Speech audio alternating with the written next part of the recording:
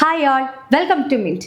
അപ്പോൾ വിമുക്ത ഭടന്മാർക്ക് ഒരു ഓപ്പർച്യൂണിറ്റി ആയിട്ടാണ് കേരള PSC നോട്ടിഫിക്കേഷൻ പുറപ്പെടുവിച്ചിരിക്കുന്നത്. Category number 616/2025. അതാണ് ആ നോട്ടിഫിക്കേഷൻ. എവിടെയാണ് അവർക്ക് ജോലി കിട്ടുന്നത്? അത് government secretariat, Kerala public service commission എന്നിവിടങ്ങളിലാണ് സെക്യൂരിറ്റി ഗാർഡായിട്ടാണ് വന്നിരിക്കുന്നത് നോട്ടിഫിക്കേഷൻ പുറപ്പെടുവിച്ചിരിക്കുന്നത്. അതിൻ്റെ കാറ്റഗറി നമ്പർ എന്ന് പറയുന്നത് 616/2025 ആണ്. അപ്പോൾ ഇതിൻ്റെ ശമ്പള സ്കെയിൽ 26,500 മുതൽ 60,700 രൂപ വരെയാണ്. അതുപോലെ ഒഴിവുകളുടെ എണ്ണം പറഞ്ഞിരിക്കുന്നത് ആൻറ്റിസിപ്പേറ്റഡ് വേക്കൻസിയാണ് പറഞ്ഞിരിക്കുന്നത് കേട്ടോ. അത് നമുക്ക് അതിൻ്റെ ബാക്കി ഡീറ്റെയിൽസിലേക്ക് പോകാം. യോഗ്യതകളും ബാക്കി കാര്യങ്ങളൊക്കെ നമുക്ക് നോക്കാം. അപ്പോൾ വകുപ്പ് എന്ന് പറയുന്നത് government secretariat, Kerala public service commission. Notification പുറപ്പെടുവിച്ചിരിക്കുന്നത് ഏത് തസ്തികയിലേക്കാണ്? Security guard. ഓക്കെ, ഇതിന് ആപ്റ്റ് ആയിരിക്കുന്ന കാൻഡിഡേറ്റ് എന്ന് പറയുന്നത് വിമുക്ത ഭടന്മാരാണ്. ശമ്പള സ്കെയിൽ എന്ന് പറയുന്നത് 26,500 മുതൽ 60,700 രൂപ വരെയാണ്. ഒഴിവുകളുടെ എണ്ണം എന്ന് പറയുന്നത് പ്രതീക്ഷിത ഒഴിവുകളാണ്. ഇതിൻ്റെ നിയമന രീതി നേരിട്ടുള്ള നിയമനം. അതുപോലെ ഇതിൽ സ്ത്രീകൾക്ക് അപേക്ഷ സമർപ്പിക്കാൻ സാധിക്കില്ല. പ്രായപരിധി 18-നും 50-നും ഇടയിൽ. അതായത് ഉദ്യോഗാർത്ഥികൾ 2/1/1975-നും 1/1/2007-നും ഇടയിൽ ജനിച്ചവരായിരിക്കണം. ഈ 2 തീയതിയിലും ജനിച്ചവരാണെങ്കിലും അവരും ഈ ഒരു പരീക്ഷയ്ക്ക് എലിജിബിൾ ആണ്. ഇനി യോഗ്യത, എഡ്യൂക്കേഷൻ ബാക്ക്ഗ്രൗണ്ട് എന്ന് പറഞ്ഞാൽ 8ാം ക്ലാസ് പാസ്സായിരിക്കണം, അല്ലെങ്കിൽ ആർമി 2nd ക്ലാസ് അഥവാ തത്തുല്യം. രണ്ടാമത്തത് ശാരീരിക യോഗ്യത. അതിൽ ഉയരം 165 സെൻറ്റിമീറ്റർ, നെഞ്ചളവ് നോർമൽ 80 സെൻറ്റിമീറ്റർ, നെഞ്ചളവ് വികസിപ്പിക്കുമ്പോൾ 85 സെൻറ്റിമീറ്റർ.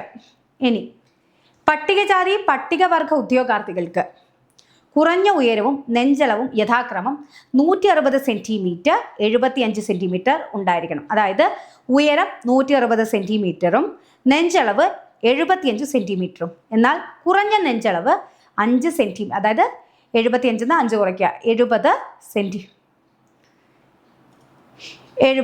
സെൻറ്റിമീറ്റർ കേട്ടോ, ബാധകമാണ്.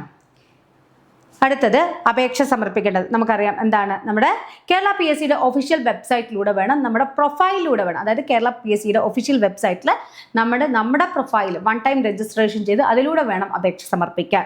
അപ്പോൾ ഓർത്ത് വെക്കുക, ഉദ്യോഗാർത്ഥികൾ കേരള പബ്ലിക് സർവീസ് കമ്മീഷന്റെ ഔദ്യോഗിക വെബ്സൈറ്റായ www.keralapsc.gov.in വഴി ഒറ്റത്തവണ രജിസ്ട്രേഷൻ പൂർത്തിയാക്കിയ ശേഷം വേണം എന്ത് ചെയ്യാൻ?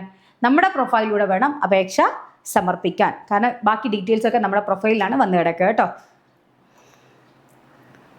അതുപോലെ ഇതിന് അപേക്ഷാ ഫീസ് ഒന്നും തന്നെ ഇല്ല.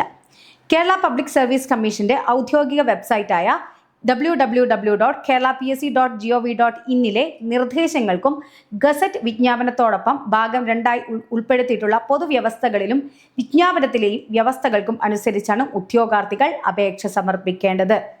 വിജ്ഞാപന വ്യവസ്ഥകൾക്ക് വിരുദ്ധമായി സമർപ്പിക്കപ്പെട്ട അപേക്ഷകൾ തെരഞ്ഞെടുപ്പ് പ്രക്രിയയുടെ ഏതവസരത്തിലായാലും നിരുപാധികമായി നിരസിക്കുന്നതാണ്. അത് കൃത്യമായിട്ട് പറഞ്ഞിട്ടുണ്ട്. അതുകൊണ്ട് നിങ്ങൾ നിങ്ങളുടെ 1 ടൈം രജിസ്ട്രേഷൻ ചെയ്യുമ്പോൾ കറക്റ്റായ കാര്യങ്ങൾ മാത്രമേ ചെയ്യാവൂ, ഒന്നും ആഡ് ഓൺ ചെയ്യരുത് കേട്ടോ. അങ്ങനെ ചെയ്ത് കഴിഞ്ഞാൽ നമ്മൾ ഏത് ഘട്ടത്തിലും വേണമെങ്കിലും നമ്മൾ പുറത്തേക്ക് പോവാം. അപ്പോൾ ആ ഒരു കാര്യം ഓർത്ത് വെക്കുക. അതുപോലെ നമ്മൾ 1 ടൈം രജിസ്ട്രേഷൻ ചെയ്യുമ്പോൾ കിട്ടുന്ന നമ്മുടെ നമ്മുടെ പ്രൊഫൈലിനൊരു ID ഉണ്ടാവുമല്ലോ, അതും പാസ്വേഡും മറക്കാതിരിക്കുക. അതായത് യൂസർ IDയും പാസ്വേഡും നമ്മൾ മറക്കാതിരിക്കുക. കാരണം നമുക്ക് എപ്പോൾ വേണമെങ്കിലും അതിൽ എൻട്രി ചെയ്യണമെങ്കിൽ ഈ ഒരു യൂസർ IDയും പാസ്വേഡും ആവശ്യമാണ് കേട്ടോ. അതുകൊണ്ട് അത് ഓർത്ത് വെക്കുക. അതുപോലെ നമ്മൾ എന്ത് ചെയ്യണം? നമ്മുടെ പ്രൊഫൈലിൽ അതായത് 1 ടൈം രജിസ്ട്രേഷൻ ചെയ്യുമ്പോൾ നമ്മുടെ ആധാറുമായിട്ട് കണക്ട് ചെയ്യാൻ നിങ്ങൾ ശ്രമിക്കണം. അതങ്ങനെ ചെയ്തിട്ടില്ലെങ്കിൽ പിന്നീട് നമ്മളോട് ആധാറിൻ്റെ അപ്ഡേഷൻസ് ചോദിച്ചുകൊണ്ടേയിരിക്കും. അപ്പോൾ ഫസ്റ്റ് ചെയ്യുമ്പോൾ തന്നെ എന്ത് ചെയ്യുക? ആധാറുമായിട്ട് കണക്ട് ചെയ്തിട്ട് വേണം നിങ്ങൾ പ്രൊഫൈൽ, അതായത് നമ്മുടെ തിരിച്ചറിയൽ രേഖ എന്ന് പറഞ്ഞിട്ട് ആധാർ കണക്ട് ചെയ്ത് ചെയ്താൽ മതി. അപ്പോൾ ആ ഒരു കാര്യം നിങ്ങൾ ഓർത്ത് വെക്കുക. അപ്പോൾ നല്ലൊരു ഓപ്പർച്യൂണിറ്റിയാണ്. ഈ ഒരു ഓപ്പർച്യൂണിറ്റി നിങ്ങൾ മിസ് ഔട്ട് ചെയ്യരുത്. അപ്പോൾ ഇപ്പോൾ തന്നെ നന്നായിട്ട് തന്നെ ആ പരീക്ഷയ്ക്ക് വേണ്ടിയിട്ട് പഠിക്കുക. സിലബസും മറ്റു കാര്യങ്ങളായിട്ട് വീണ്ടും ഒരു വീഡിയോയിൽ കാണാം. അപ്പോൾ ഈ ഒരു പരീക്ഷയ്ക്ക് വേണ്ടിയിട്ട് നിങ്ങൾ നോട്ടിഫിക്കേഷൻസ് വന്നിട്ടുണ്ടല്ലോ 616/2025. ഇനി ഈ പരീക്ഷയ്ക്ക് വേണ്ടിയിട്ട് അപേക്ഷ സമർപ്പിക്കാനുള്ള അവസാന തീയതി എന്ന് പറയുന്നത് ഫെബ്രുവരി 4-ാം തീയതിയാണ്.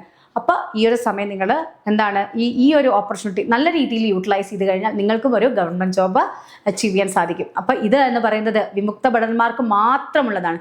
അപ്പം നിങ്ങൾക്ക് ഏറ്റവും നല്ലൊരു അവസരമാണ്. ഇത് നല്ല രീതിയിൽ യൂട്ടിലൈസ് ചെയ്ത് കഴിഞ്ഞാൽ ഉറപ്പായിട്ടും നിങ്ങൾക്കും ഈ ഒരു ജോബ് അച്ചീവ് ചെയ്യാൻ സാധിക്കും. അപ്പോൾ നന്നായിട്ട് തന്നെ പഠിക്കുക. ഇതിൻ്റെ സിലബസായിട്ട് വീണ്ടും കാണാം. Wish you all the best. Thank you.